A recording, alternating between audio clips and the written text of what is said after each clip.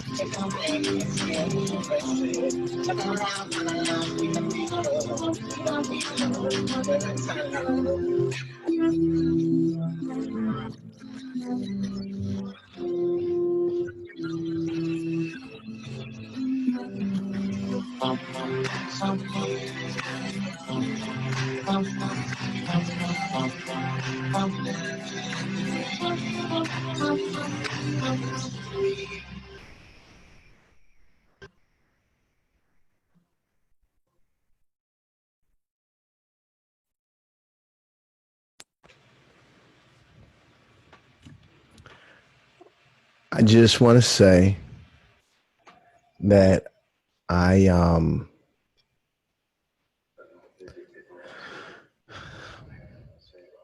this is bittersweet in a way, right? This is bittersweet.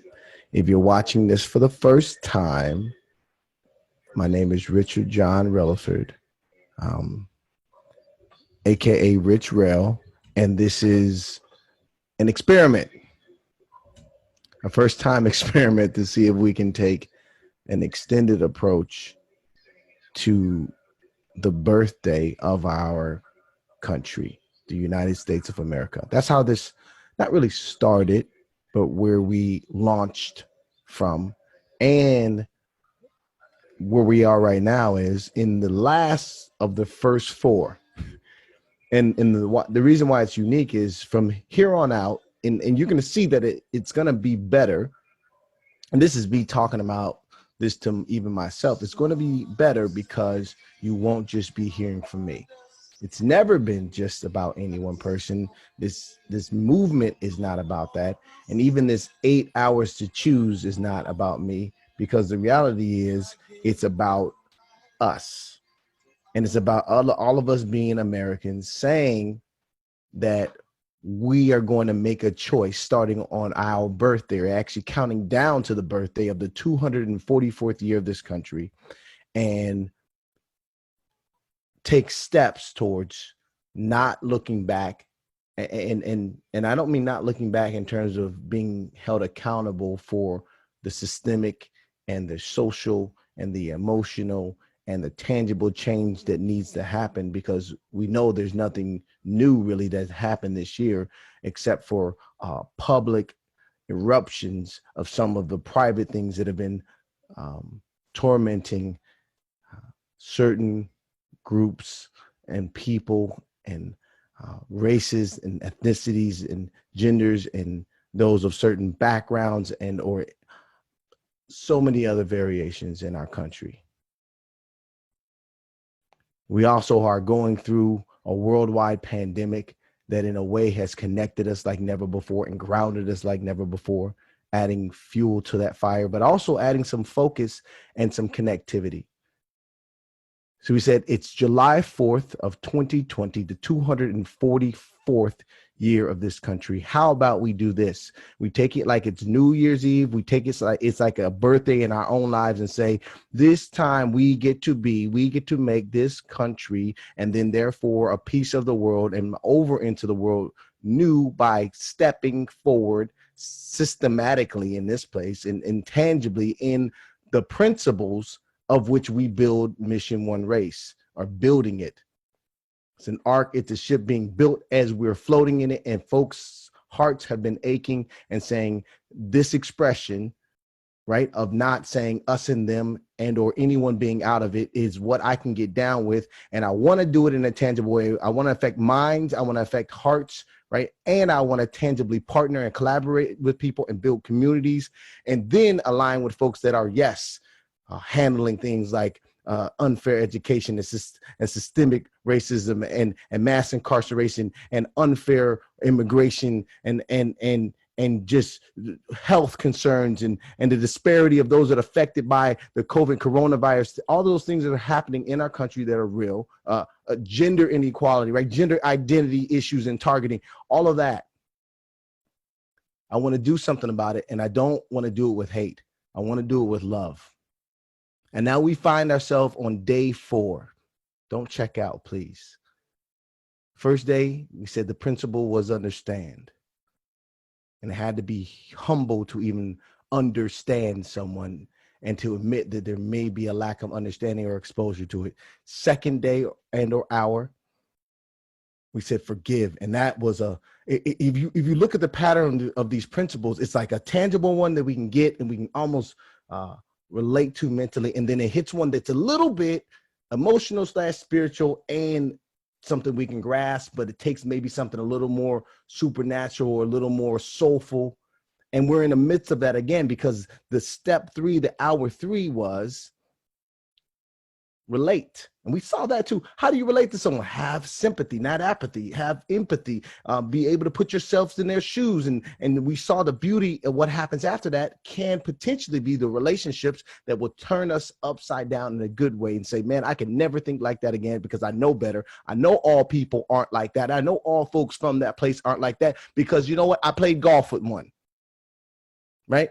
I know that because I just got slam dunked on by a brother or sister from a background I didn't expect. So apparently some of those folks can jump or whatever it is. I'm being playful, but also being dead serious that when those stereotypes, when those false identities and dignity stealing mindsets are thrown away and we walk towards oneness together, all of us win. The society's better, organizations are better, all of that. So it's not just about feeling guilty or shameful about what we've done in our past. It's about the fact that we want the best part of life. We want the best part of how we've been made. We've been made. Let me tell you something. We actually need each other. It actually costs us something when we willfully walk around with disdain towards people. It's taxing to hate. It's taxing to discriminate. It's actually easier in a lot of instances to just be kind, to just be like, man, you are valuable. Can I get the door for you? Or what's going on with you? Like, it makes you feel better. If you haven't done it before, try it today and do something nice and watch how it comes right back at you. I'm not joking. It's not always easy, but we're built like that. We've been created like that. So now after relate, we find ourselves in hour 4, heal. And again, how can we make that an actual tangible step in a process of walking towards oneness? I don't know. It's partly supernatural. I don't know how to say it to you. Like these were given to me, and they have been checking out towards people that have degrees and books in this area, and we're building curriculum around it. And here's what needs to happen in this part. So we haven't even got to reconciliation. And a lot of times folks fast forward to that. We had to understand first, then we had to forgive first, then we find ourselves finding ways to relate. And now we're saying healing. How do you heal? I don't know if there's an actual timeline. That's the tough part about it, right? When you've done someone wrong, the worst thing we can actually do, any of us, is say, come on, get over it. Whew. Who are we to say that? Who are we to know what the healing process takes, or how long the residuals of that type of hate and damage, those scarring, those maybe physical, mental, social. I mean, we have therapists for a reason. We have counseling for a reason. Prayer is there for a reason, because these things, that whole sticks and stones may break some bones, but words will never hurt you, is an absolute lie. Words destroy and keep people in place and debilitate them constantly and consistently each day. So we have to watch how we're communicating and walking with each other. So let's take a journey into this healing hour that I'm not going to rush through, because actually this is the last time that I really get to pace myself, minus, and I'm not complaining, some 15 to 20 to maybe 30-minute conversations with some awesome people. Let me just talk about a couple. Mona, Journey team participant, the OG year of Mission1Race, when it wasn't even a thing that was ever even supposed to happen again, is going to join us during Connect. Another one, I've got a special guest potentially on the end of this journey on day 8 that are coming with us. We have Dr. Sean Moore from Minneapolis going to join us during Reconcile, who's about to bring some of his implicit bias background and training, and he's a former police officer, a current pastor, as well as so many other, a life coach. Get ready. So stay with it. This is not the episode. This is not the hour to check out. Not to mention, I can't miss this one. I can't say my namesake because I need to fall back. It's my father, John Relaford. If you've not seen the documentary, I mean, you can't miss him, and you almost are going to see parts of me in him. He's going to be with us after Reconcile, but before we get to Act, he's going to be with us for the date Love. So that's going to air actually on Friday when we're talking about the hour of love, the 7th hour before Act. That's what you have coming up.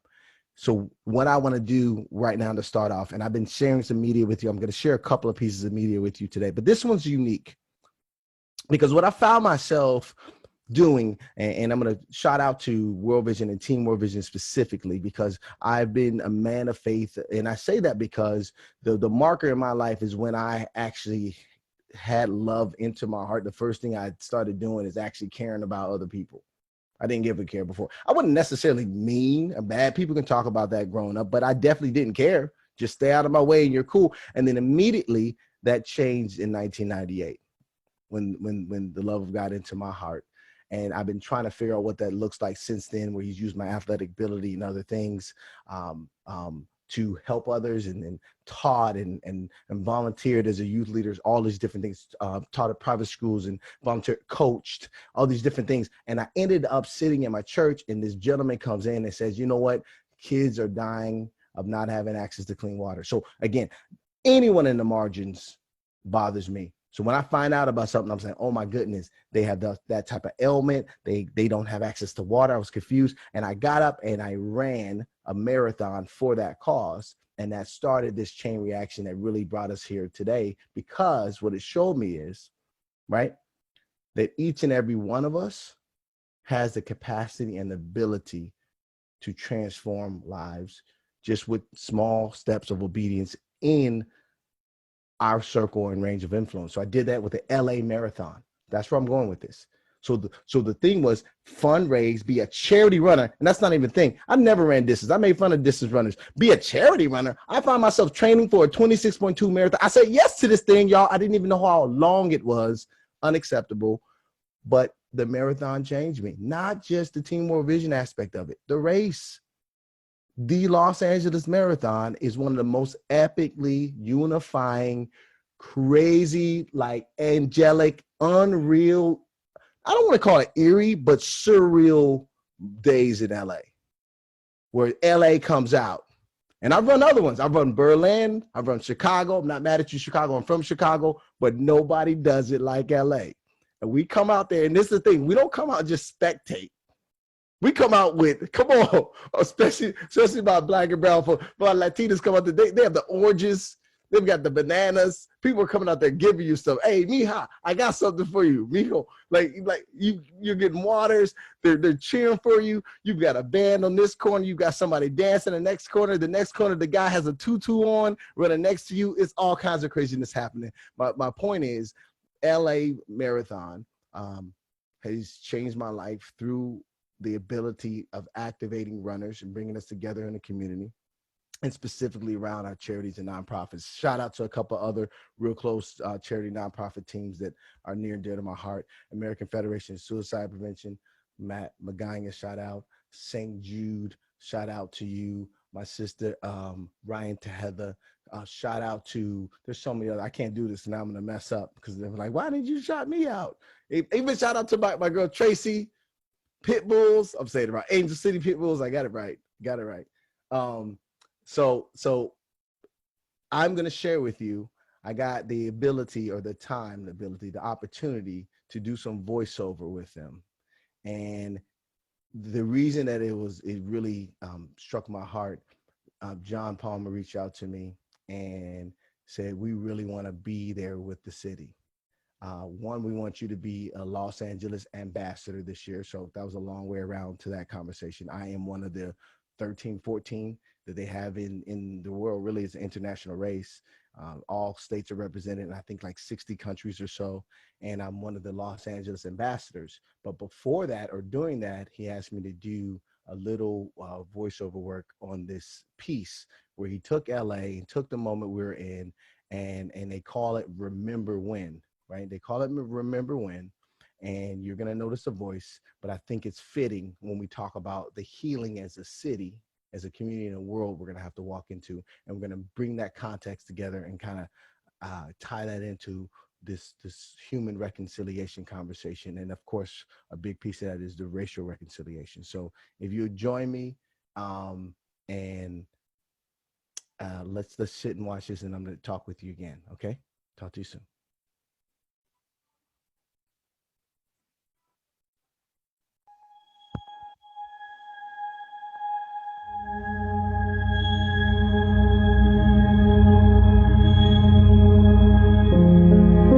One day, not too far from now, we will look back and we will say, do you remember when? Remember when the world stopped turning?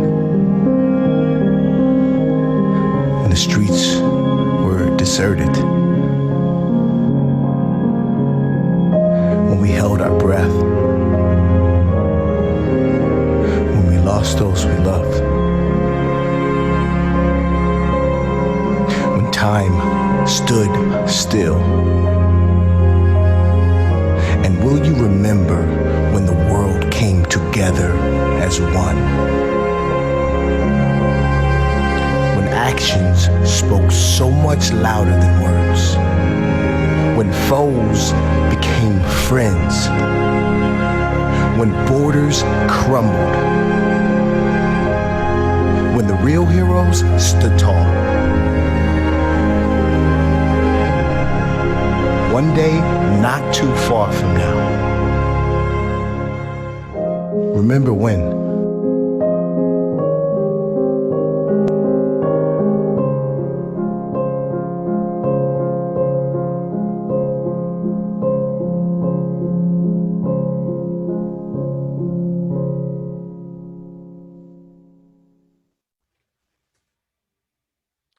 That's powerful. What if, even as we get into the slide here, we took that and we start saying, and it's possible, I'm not just talking, that we look back when we're grandparents, this generation here, and our young adults are here, and they say, remember when, and it's 2020, right? It's not just LA, and they're really saying, remember when there was a time that folks couldn't get access or get jobs, or that were being lynched still and hung just because of the way they looked? Huh? They did that, and they would have to read a book, watch a video, because it'd be so rare and unacceptable in a new existence where inequality is abolished, pretty much not acceptable. I mean, we control it. That's the whole point. In micro decisions, when it becomes not only not coveted, but celebrated by some folks that are in leadership, where it's like, people do that we're seeing right through it. The stereotypes don't stop us in our tracks. I think of that, remember when. I don't, how about this before I hit this slide? How about when Corona started, I never was thinking, let's go back to normal. Almost immediately I was thinking, everything's going to be different, including myself. How do I make it a better different? Because if it's going to change, regardless, when we get on the other side of this, when society is shifted, like, we have the freedom to say that change is going to be a change that we won't ever long for before, because in this 244th year. So Mission1Race's posture in this conversation, as you see on the slide, and we've shared the vision, the purpose, the mission, and now this is important. We try to be right, authentic and straightforward. That's why you'll see imperfection, and I apologize for it, but it's not a lack of the importance of what's going on. But I'd rather be authentic. You saw the last recording where I messed up. I mean, I went through these hours and stopped once or twice, only because it was affecting the time that we had to get forth the material. Approachable and inclusive, never untouchable. I don't care where this takes me or this movement or whatever the case may be. Doesn't matter your job, your income. We are human beings, eye to eye, loving, compassionate, and fun. It's all the things we are or strive to be, right? What we are not is pompous, know-it-alls. We're so woke. There should be no intimidation. I want everyone, regardless of where you are in this conversation, how much you do or don't know, how many friends that you've had that don't look like you, that don't have the same socioeconomics as you, whatever. I don't care about any of that. If there's something that's triggered in your heart where you're saying, man, I kind of want to crawl that way, and I know it might be intimidating because your friends might be like, dude, what's changing you, or what's changing you, my sister? And I'd say be brave and reach out, and we'll walk with you. Find one of these communities that we're going to be launching in a city near you. We're not condemnatory. We take the need for reconciliation very serious, though. We're not trendy and avoid complicated language full of jargon. Even though I have some playful language around our mission, that's who we are, and hopefully that resonates with you. What I want to finish right now as we go to the next slide is something that started, and it's going to help us in this conversation around healing. Because I guarantee you look at this, and whether you say 110%, I understand it, and don't worry, that's part of what we go through in our curriculum journey. And when that goes public, we'll make sure that's available. But the best place to go through it is in one of our one communities, which obviously will start off virtually, and you can look for that probably early fall, late summer. But one of these categories, you've either hurt someone because of, indirectly or not, or been hurt because of. Let's just read through them and then we'll kind of unpack it a bit. And I started it the other day. Ethnicity. So this chart, just to be clear, is false degrees of separation. These are uniquenesses, ways where we're unique, or differences. And I'm really tentative around the word difference. Because if you do, the meaning of the word raw difference is saying not the same in terms of quality, likeness, or nature. You got that? So I actually am careful about saying intrinsic difference versus extrinsic. Intrinsic difference, I denounce. We're made with the same stuff. Science even shows it, 99.9%, even genetic code wise. And then you have some skin pigmentation, some nuances, and things of that sort. Let me tell you what, if you're bleeding out, I bet you're just looking for the right blood. You're not looking for what ethnic blood you need. If you are, I don't even know I can't even tell a joke about that. The reality is blood. Blood is blood. So let's go through this list. Ethnicity, gender, age, ability, location, poverty, vocation, education, history, faith, political views, lifestyle. Man, there's some arguments that have happened around this chart, haven't they? And they're kind of color-coded in a similar category. So I'm going to go backwards on it. How many of us think actually is an actual firm separation because of someone's lifestyle? I'm not asking you whether or not we think it's sinful or not, or whether we think it's ideal or not, or I would never do that, or this is what a perfect life looks like, or this is what I've been taught. A person living in a lifestyle that we don't agree with is not a green light for us to devalue them, to disrespect or harm them or condemn or judge them. We've already went there in some of our earlier even verses that we shared, not evergreen lit. Political views, man, we are out of control. We are out of control with that. You hear me saying we, and I'm only saying that to be kind about it. Like, what if somebody has some views that are like, I'm kind of more conservative on that, I'm kind of more liberal on this? There's like no space for that. I'm saying that facetiously because there's absolutely space for that. It's called being a human. It's called being fluid. It's called gray areas. It's called like complexity of thought and exposure. But now it's like, if you agree with it all or don't agree with it all, well, you out. Or on the other end, you don't agree with all that. That's not a thing, you all. That doesn't change who that human being is. And there has to be wiggle for the fact that there's complexity in these conversations that we're having, right, around certain matters, but where's the love? But either way, that does not dehumanize and should not dehumanize that person. And that's both sides of this conversation. Faith. What religion you are, not religious. My people of God, very quickly, people of a Christian faith and background, I haven't seen a moment at all where Jesus walked around and said, those of you that are trying, either believe this way or don't believe this way, get away from me. I've only seen them say, those who have no sin, throw the first stone.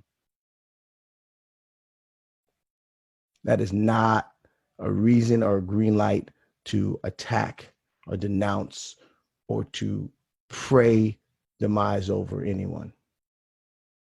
Should be the most welcoming people on this planet, people of faith, people that are filled with love, filled with compassion, history. I mean, it's not only from the history of wherever we come from in this world, but history in terms of past decisions. We've all made mistakes. Education.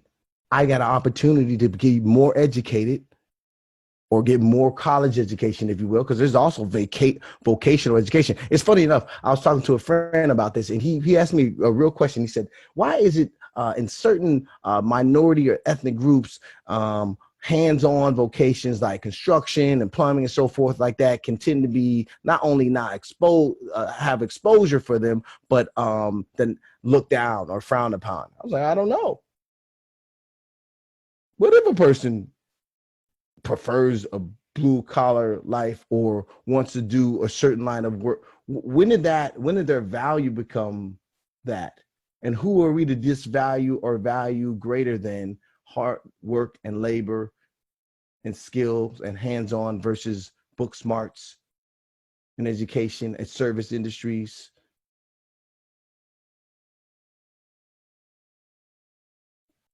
I went kind of education vocation there on those both too, because they're very related. Poverty. One of the things I learned very quickly, I had a really callous heart towards poverty because I grew up not with a lot, right? I saw it, so I just thought, hey, some people are hungry, some people are broke, fight through it. I was kind of on that range of things. Man, I've told you my journey in world vision really changed me, where I realized that not only locally with systemic issues and poverty and a lack of exposure and education, but even more extreme is the international landscape around this, where you can straight up not have any way and been born into a broken system with so many layers and so much complexity that the math that we sell ourselves of like, just buckle down and just do it, you can be anything you want, it's just not true math. That's happening in our country. It's happening in other places where these parents are working day in and day out. Their children are walking multiple 6-kilometer trips to get dirty water. They cannot go to school because they're spending hours doing it, and they're dying and not making it even to the age of 5. I'm just giving you one example of all the extreme things that are happening. So we do not have the right, nor is there value directly associated with what you have and do not have in this world. Location. I don't know where we went and started and said that if a person's not born in the United States of America, we do know there's 270 countries that if they're not born in the United States of America, that they're less than, or that we should pray prayers like God bless America and no place else. I might not hear that at times, but I hear it sometimes in tone. We should, even if we do have favor in that area and we do have more in terms of value, it should be God bless America, yes, but bless every country and the well-being of the world and the people that are in it. Let's be a blessing. The documentary that I was going to make before, I forgot to tell that story leading into it, was called The United States of Hate / Love. And I was like, that's where this 8 hours to choose kind of came from, where I thought, why do we help so many folks and do this? And we have all this awesome charities, more so than around the world, but then are so judgmental and hateful in the same twist. It's a very bipolar existence. It doesn't have to be. We can change that.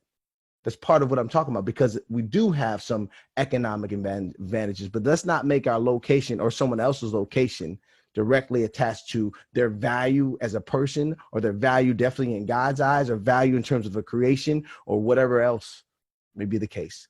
We're moving forward. Ability.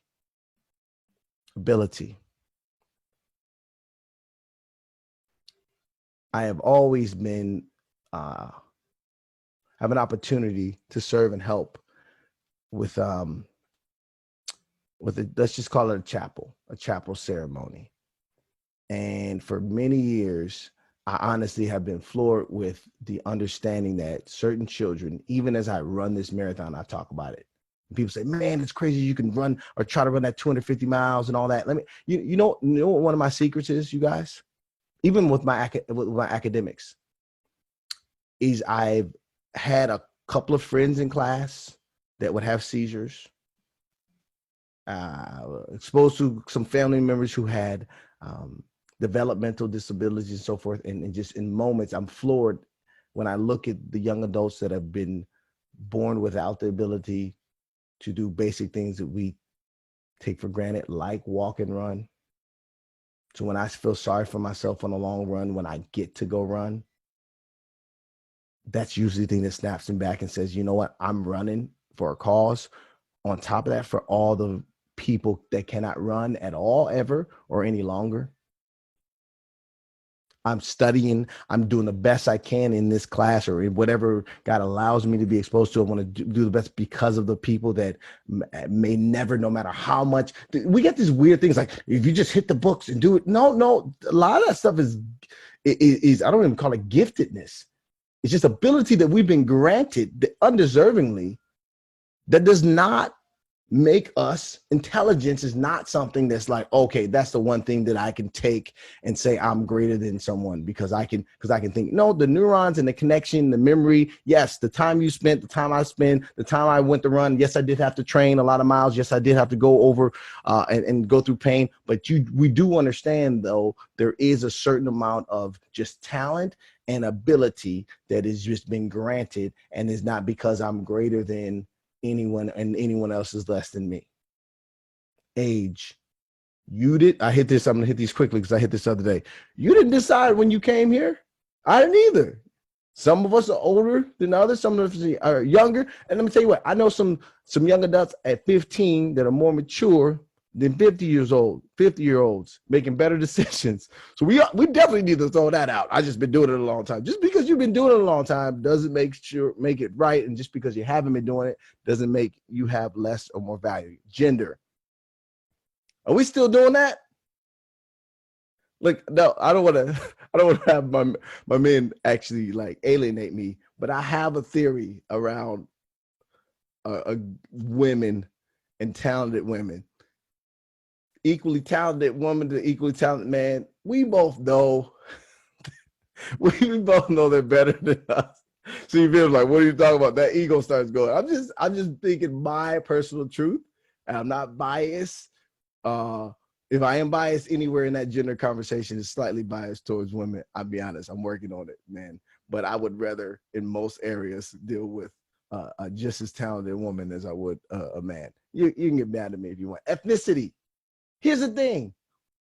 I don't want, if I was to go to God and God was like, listen, Richard, you can come back to the earth and be any ethnicity you want. And we have this long conversation and so forth. Guess what? I would still say I will come back as a black man.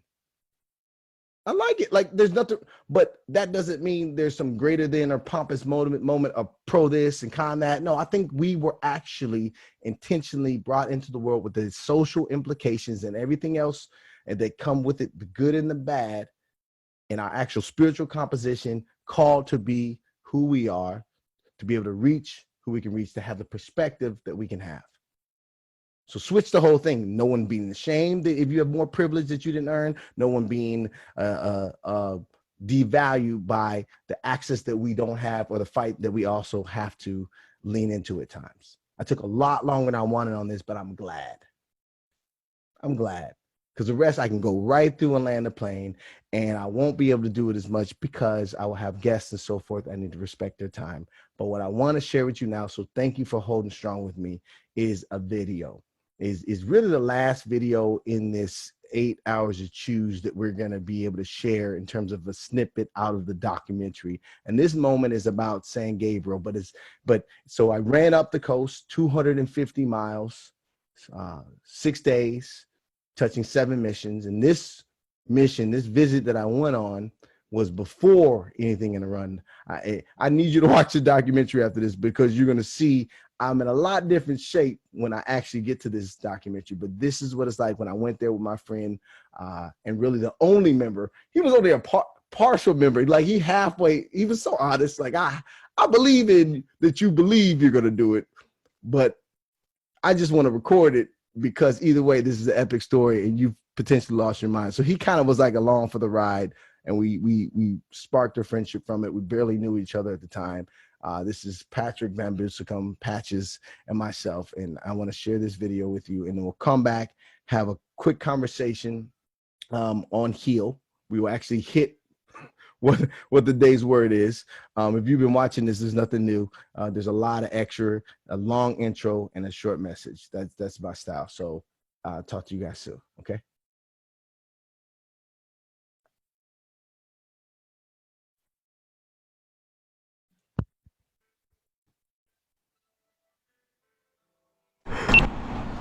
Okay. Dude, you're good. Come over here. We gotta go quick because you know by the time somebody spots us, we're gonna get it. So, Hello?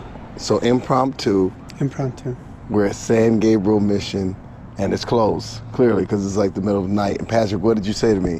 Like, what are we doing? I said, it's closed. I said, just, this is like the time a friend said, hey, let's go to climb the fence at the cemetery at midnight. We don't want to know that story.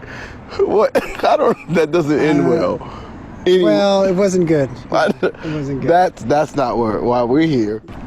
All right, so I'm going to get over here and just be your light man. Yeah. You're the cameraman today. So be the light man. So here's the deal. San Gabriel Mission in San Gabriel, California. We will be back in this location basically April 11th of 2019. This will be after a 57-mile run, Patrick. It will be day 4 of the Mission1Race. I don't know what kind of condition I'm gonna be in at this point. This is the second longest leg. 57 miles through some pretty rugged terrain. In one day? One day. Yeah, the mileages are, and I'm saying them like this is easy. I've never done anything like this before. The Ironman, oh gosh, dude, you're gonna have me burning. I gotta do some working out now. This is heavy. I'll hold it for you. Oh, thank you, gosh. Don't make fun of me. Founded 1771. Here's the thing about the missions. First of all, God gave me the word mission. It was never Mission1Race. It was one race for years of my life. Like, we're one race. And I did just mean at that time race as in ethnicities. But I've later been schooled on the fact that race really is a human construct. There's no such thing as race. There's no such thing as race. There's ethnicities, and in the Bible it lists or says it as nations, all nations. Nowadays we know that there's technically 24,000 different nations, groups of people. These missions have a mixed emotions to them. There are many people that were segregated and done wrong in the name of religion and other things, but not all of the heart of the mission or the intent behind the mission wasn't all dark. It became dark in some of the exploitation of people and so forth. But I don't think the original heart of it was that. But nonetheless, we're not going to be naive. Though God gave me the word to go to the missions, we're going to have a vigil, and starting with the Native Americans that were negatively affected by the planting of these missions, and then some of the other more modern issues, obviously slavery, homicide, genocides, the Holocaust, all these different events, and smaller events, lynchings, and some of the unfair bashing of homosexuals, and just the disownment of the disabled and misunderstanding. Those that are living on our streets often are mentally handicapped, and so we just forget about people. We just forget about people. We just flat on say either get with the mainstream, get with the main group, and or categorize you, right? And minimize you and move on and just step over them. That's not okay. Mission1Race is not just about race as an ethnicity, but as a human race. It's way bigger than what I ever wanted to try to tackle. And of course, I can't tackle it. I'm just being obedient to what I felt called to do. And I'm hoping people join, whether it's physically at the race. I think we're gonna find a way to do it virtually. These are notes. Patrick's like, oh, I didn't know we're gonna do. This stuff is just coming to me. We're gonna have a virtual, you can virtually run with us as well. So you're gonna know my route, my course, kind of my check-ins or where we're gonna be, or you can physically come here. Give to it, because we're gonna need finances to help benefit those organizations that we've identified, but as well the work that we're gonna be doing. And it starts with this race, April 7th through the 14th. We overthink so much, and the basics of this movement is this: love somebody. So I'm gonna check the map here. Might tell, look at this Spanish trail. This is what we're gonna do. Dude, we're gonna go from down here, on this border. So there is a mission trail. So the old Spanish trail, we're gonna make sure that the route that I've set is the actual old Spanish trail. I know people are thinking like, dude, if you don't even know the course, you probably shouldn't do this. I agree. I didn't want to do this. That's what's hilarious. Like, I don't like, this is not well thought out. It's not careless. We're going to plan it and plot it because I want to be able to invite people into it. So you need to know where we're going to be. But we're going with it, man. This is where I'm going to finish. The chapel's this way. So this is where we're going to hope to have services. At each of the missions, we're going to hope to have services in the chapels. It's a little creepy. Be honest, it's epic, but it's a little like, there's some stuff that happened here for sure, right? Like, this is history. Look at this though. Saint Anthony Mary Claret, 1807 to 1870. I mean, that's 63 years. I'm assuming that is the original gate. Let's take a look. And that's pretty much it, because we don't want to press our luck. We've gotten away with a lot here. I'm surprised. Well, we haven't done anything wrong, but still, this is legit private property. Right. I mean, oh, dude, hold on. This is the cemetery, bro. Why would I say we're gonna end here? I wish you guys were here. Like, we can't plan this.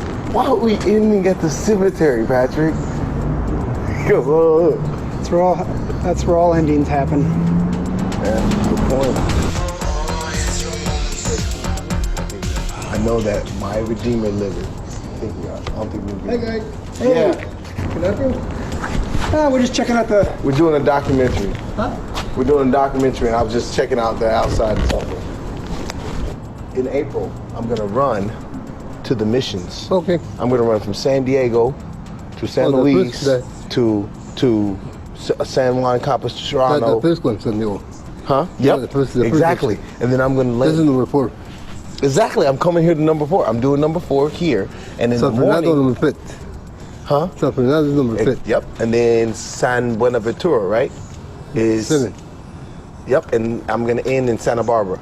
Oh, that's 8. Yep. I'm gonna go to, and my hope is to have a service, like a short, like 15-minute service in there, not formal, just a prayer vigil of sorts. Oh, I see.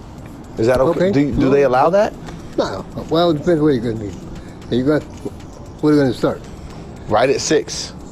Because I'm gonna start running like at 6:15 or In the morning? Mm-hmm. Well, Would that work? well, why not? This is gonna be good. Thank you. Okay, guys. Okay. All right, bye. I feel like Rocky, some kind of superhero down this thing, right?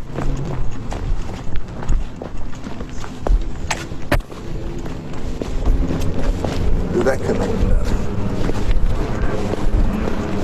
Right? You don't even know the dude, but this is a lesson learned here. Here's a lesson learned. Trust Rich Rail.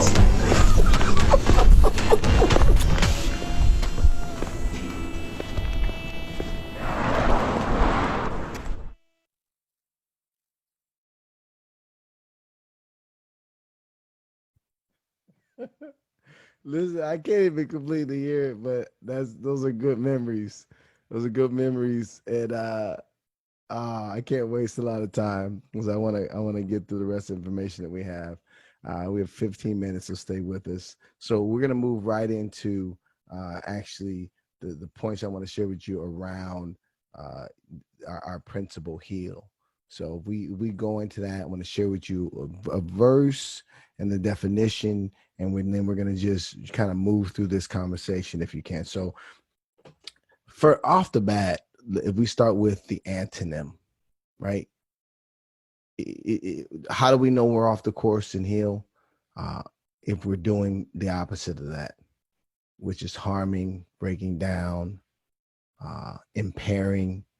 And like we talked about, we can do that with words and so forth. Let me start with Mark 7:6. And again, never to force feed anything, because I want to be open as possible to both my people that share faith and specifically Christian and those that are not. But just know that the word of God, that this is just, it's good stuff for the bones that's applicable throughout.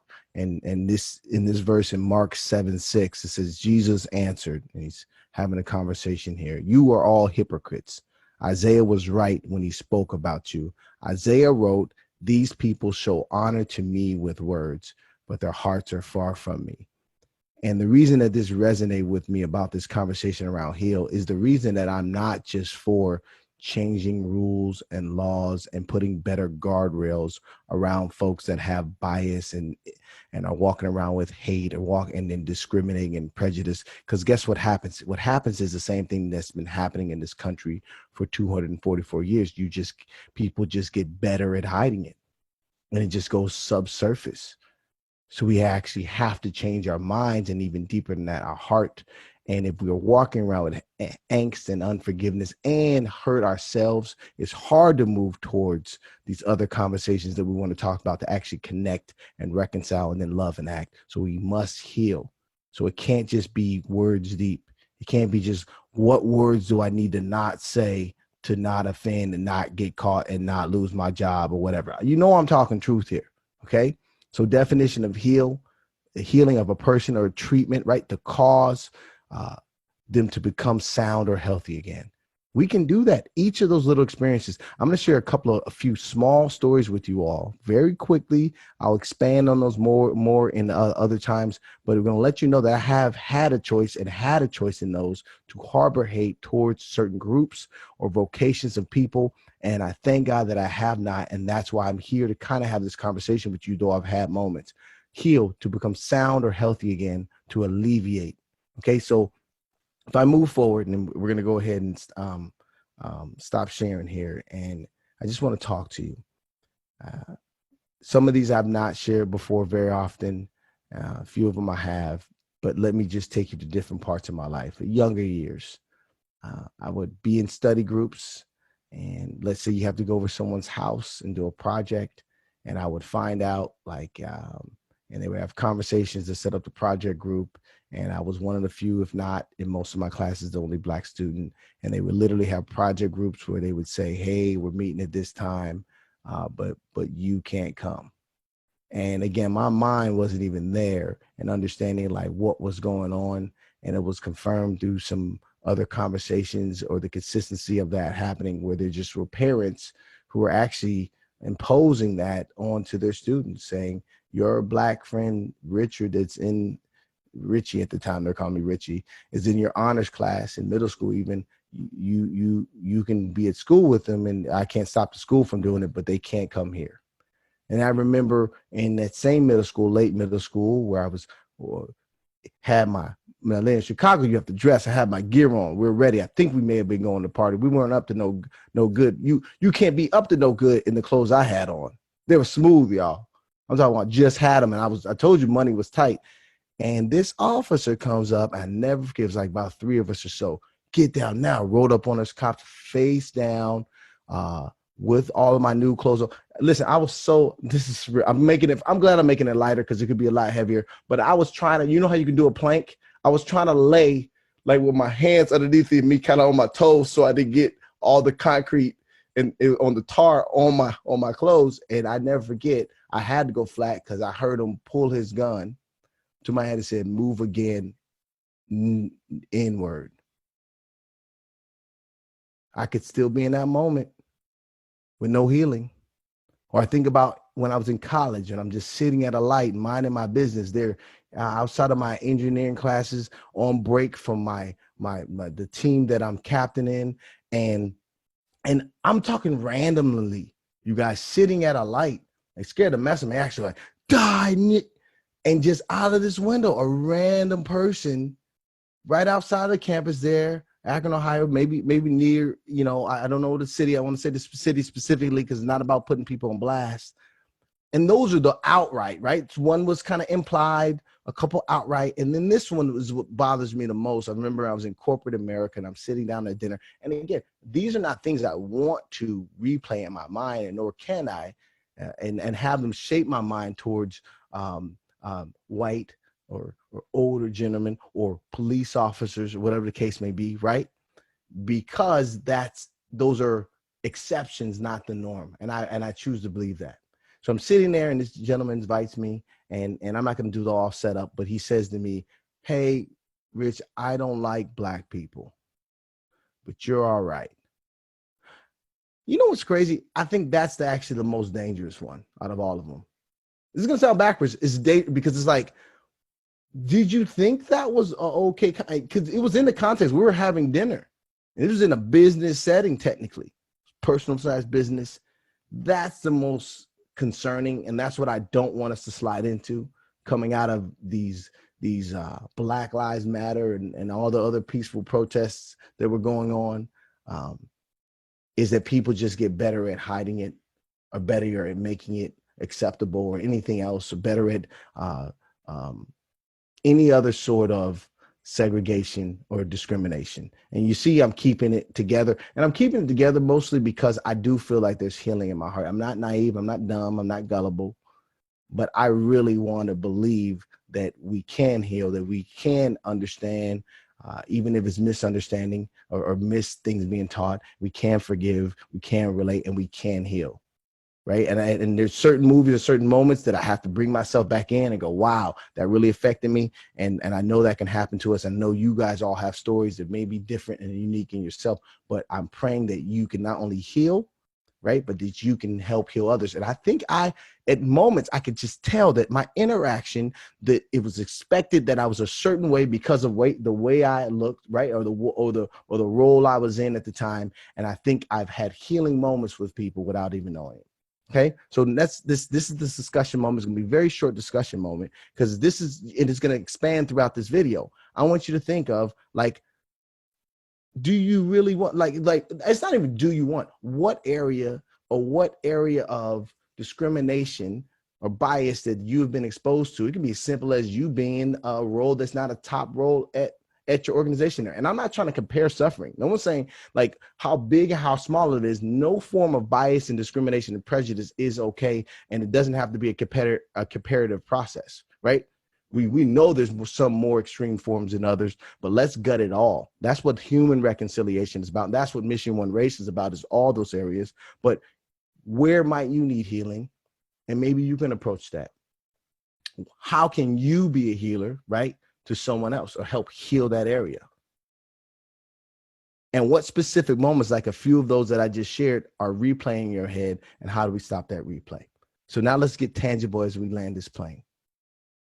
I told you, long intro, some share moment, and short message, because it's really not rocket science, but it is difficult, and it does have to be intentional. And there will be some sacrifice. I mean, you got to sacrifice some payback, to be honest. Like, just like with forgiveness, man, that's what has to be sacrificed. You have to sacrifice, like, this is how you think it's going to play out. This is what I think should happen to that person.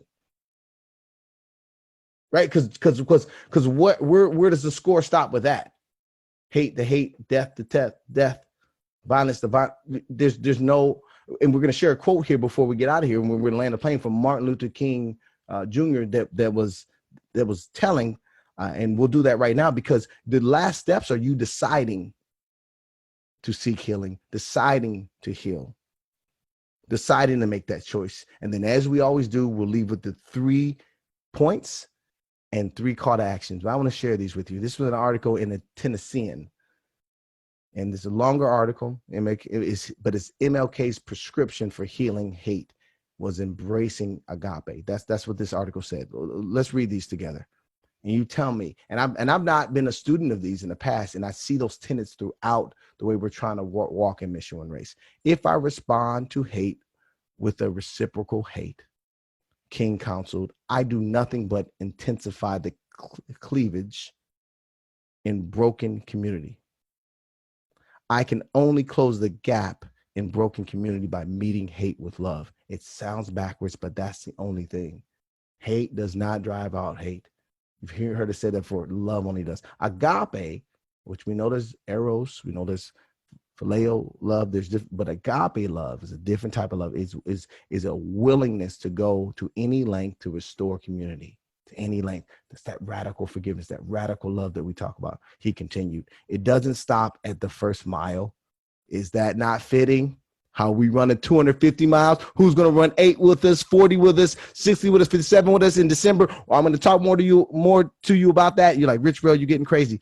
That's okay. I've kept it in mostly. I've been reserved during this healing hour for those of you to say, I cannot tell him I cannot take him always yelling. I did not yell almost once or twice. I think it doesn't stop the first mile, he says, but it goes the second mile to restore community, and the third mile, and the 250 mile. I had to put that in there.